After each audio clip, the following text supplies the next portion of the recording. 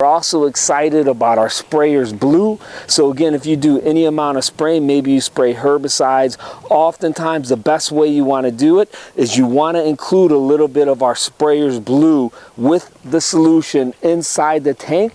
It's going to be a spray pattern indicator. So you're going to know where you've sprayed and where you've not sprayed. Again, this is non-toxic. It is not harmful to animals, and it is going to last for 24 to 48 hours. It will degrade in sun as well as during a rainfall. This is our sprayers blue.